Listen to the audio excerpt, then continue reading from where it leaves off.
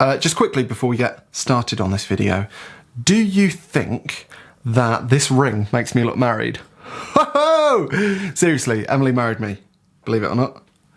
She did. I have proof.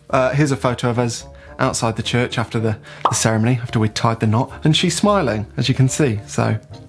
No, it's not photoshopped. Also, another result, this ring was only 20 quid on Amazon, so... Bullseye. Anyway, miracles aside, today I wanted to talk a little bit about how to buy a camera, the right camera for you, because it's a question that I get asked about a lot. And even though I'm not in the process of buying a camera myself at the moment, I'm still very happy with my 2-year-old Panasonic Lumix G9. Lumix is sponsoring this video, as they do many of my videos. Thank you, Lumix. But yeah, even though I'm still happy with my camera and I'm not going through the process of buying a camera at the moment, I have a newfound appreciation of what it's like to go through the process of buying something expensive that you only have a rudimentary knowledge of in terms of the mechanics and the parts and the lingo and all that stuff. I mean, let's be honest, buying a camera is a wonderful process for the first sort of day of research, and after that, at least for me, it becomes like a melee of confusion and stats and prices and blah. The reason I have this newfound appreciation for what that's like is I'm in the process of trying to buy a mountain bike. Now, I'll talk a little bit about why I'm buying a mountain bike in the future of this channel, because it will have an impact on the future of this channel. But that's for another video. Now, I did a little bit of mountain biking when I was younger, but I was by no means an expert, and so I'm finding it quite a difficult process to get up to speed with things like the lingo and what's important when you're trying to buy a mountain bike and what different bikes are used for and what wheels you need and what suspension you need and just all that stuff.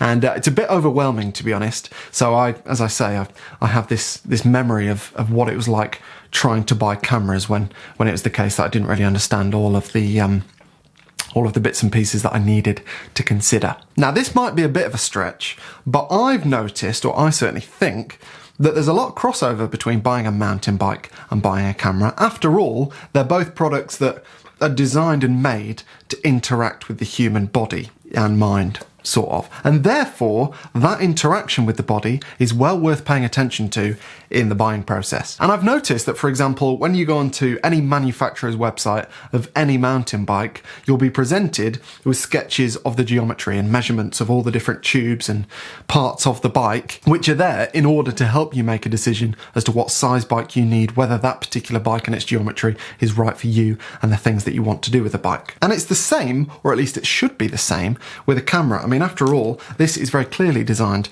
to fit in the human hand. Imagine how different cameras would look if they weren't designed to fit in your hand. I mean, you wouldn't have this bit, for example.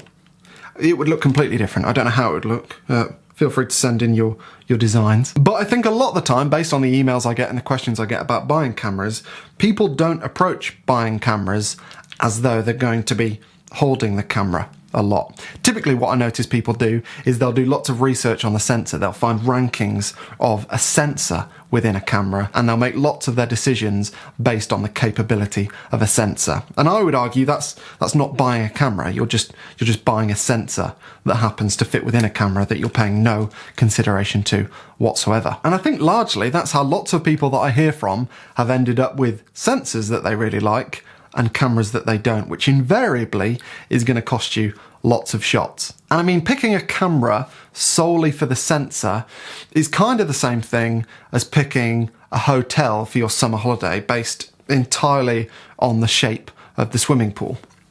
I mean, you'll rock up there and, the swimming pool will be there in all its beauty with its nice shape and everything, but it'll be completely flooded because you'll rock up and it'll be rainy season because your research didn't stretch that far.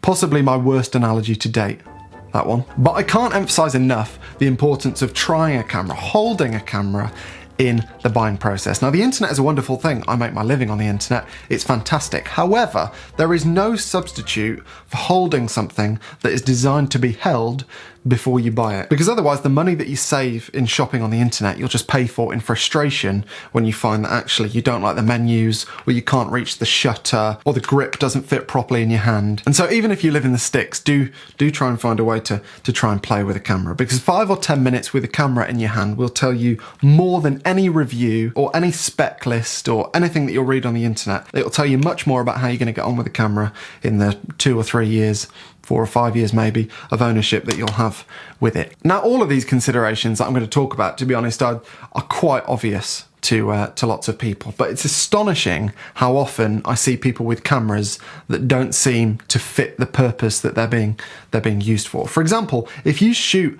largely at night, then it's important that you look for a camera that has good low light capabilities. If you shoot sports or wildlife, it's important that you look for a camera with a high frame rate. Typically, not for everyone, but typically.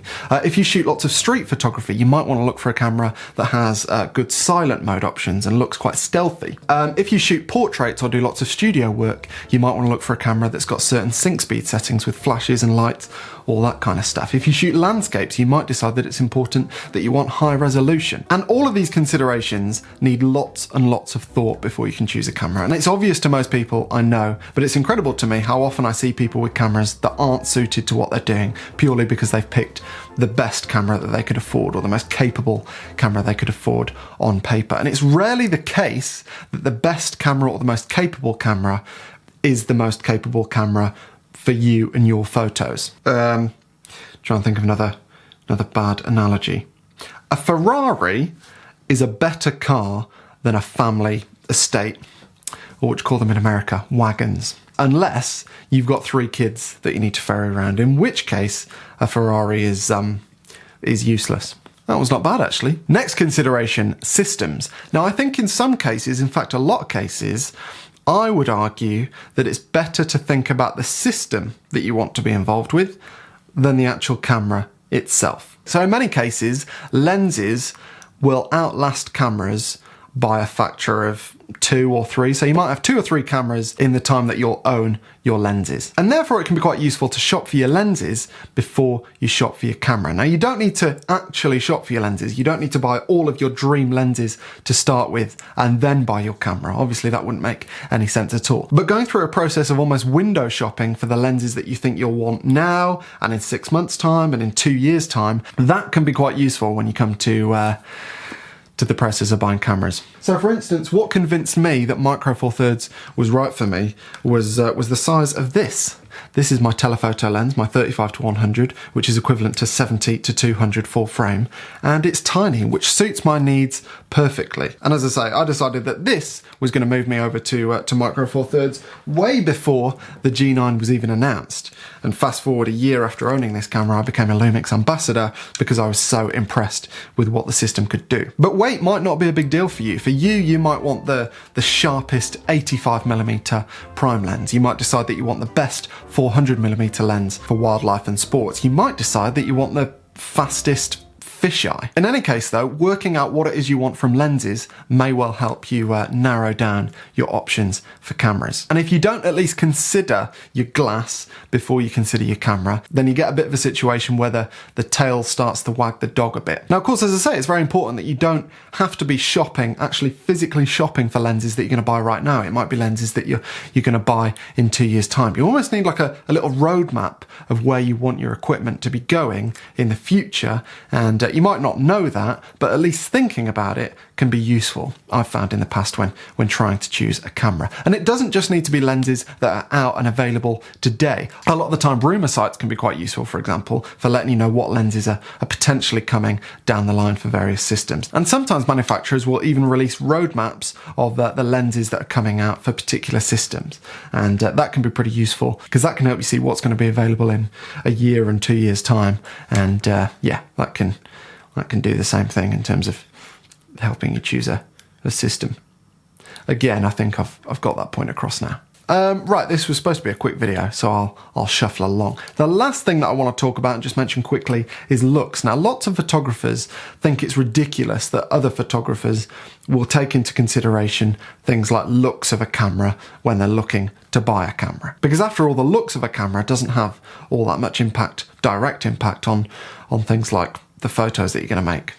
I wouldn't have thought. However, I don't really agree with that. I think the looks of a camera can actually be important, and I don't see the problem with photographers appreciating the design aesthetics of a product that is made to create art. I don't really see the problem with that at all. And if you've got a camera that you like the look of, I think sometimes that might put you in a better frame of mind to create art a little bit. I mean, it's not going to be night and day for most people, I don't think. I mean, largely you'd probably get similar photos with a camera that is ugly versus a camera that you really like the look of. But there might be a bit of a subconscious thing in that. And yeah, so I don't mind people paying attention to how cameras look, as long as it's not the only consideration. I mean, the things that I spoke about before are more important, I would suggest. But yeah, if you want a camera that looks nice to you, I don't really see a problem with that. Anyway, that concludes what is hopefully quite a quick video on how to choose a camera. Hopefully you picked up some useful tips in that, and I'll see you in a few days' time when hopefully I'll